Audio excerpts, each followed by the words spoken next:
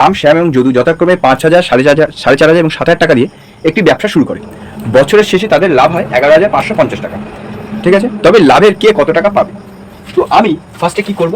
ফার্স্টে করব লেটার যে লিখবো সেটা হচ্ছে এই রাম আছে, রামকে একদিকে রাখলাম, রাম, শ্যাম এবং যদু। রামের ইনভেস্টমেন্ট কত? 5,000 টাকা। রাম কত ইনভেস্ট করেছিল? 5,000 টাকা। শ্যাম কত ইনভেস্ট করেছিল? 4,500। আর যদু কত করেছিল? 7,000 টাকা। 7,000 টাকা। তো এইবার আমি কি করবো? তারপরে নেক্সট স্টেপ আমার কি হবে?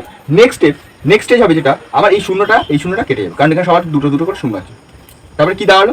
50, 45 আর 70। তারপরে কি করবো? এটাকে 5 দিয়ে ভাগ করলে হবে 10, এটাকে 5 দিয়ে কাটলে হবে 9, এটাকে কাটলে হবে 14।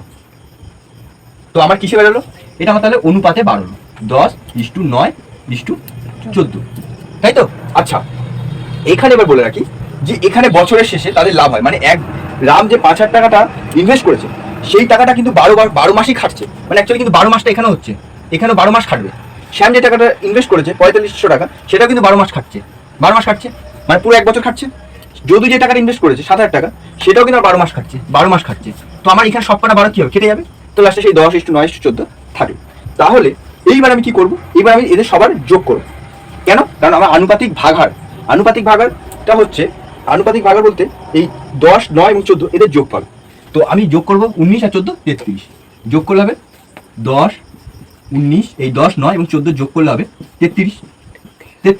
এইবার আমি তারপর কি করব? তারপর নেক্সট স্টেজ হচ্ছে, এবার রামের টাকার পরিমাণ কত? 10, শ্যামের কত? 9 আর যদুর 14। তো রামের যখন টাকার পরিমাণ বার করবো, রামের 10 আর নিচে হচ্ছে আনুপাতিক ভাগার যে 33টাতে 33 ইন্টু কত হবে? কত টাকা লাভ করছে? 11,500 টাকা, 11,550 টাকা। ঠিক আছে। তারপর শ্যাম কত টাকা ইনভেস্ট করছে?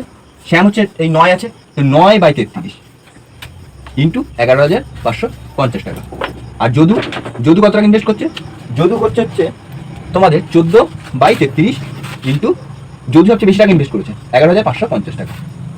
তো এবার কাটাকুটি করলে 11 দিয়ে কাটলে হবে 3, 11, এবার 11 দিয়ে 11, 0, 5, 0, 3 দিয়ে আবার কাটলাম, 3 3 9, 3 5 15 আর 0। তো এবার তাহলে রাম কত টাকা পাবে বছরের শেষে? 3,500 টাকা। সেই 3,500 টাকাটা ইনভেস্ট করছে 5,000 টাকা, কিন্তু বছরের শেষে 3,500 টাকা তার লাভ হচ্ছে। এই 11,550-এর মধ্যে 3,500 টাকাটা পাচ্ছে রাম। শ্যাম কত টাকা পাবে? শ্যাম ওখানে 350 হয়ে যাবে। 350কে যদি গুণ করি, 5 9 45, 5 হাতে 4, 5 45, 5 হাতে 4, 3 9 7 4 31, 3,150 টাকা। আর যদু কত টাকা পাবে? 5 14 70 হাতে 7, 3 14 42, 7 49। এই তিনটে যোগ করলে আমার সেই 11,500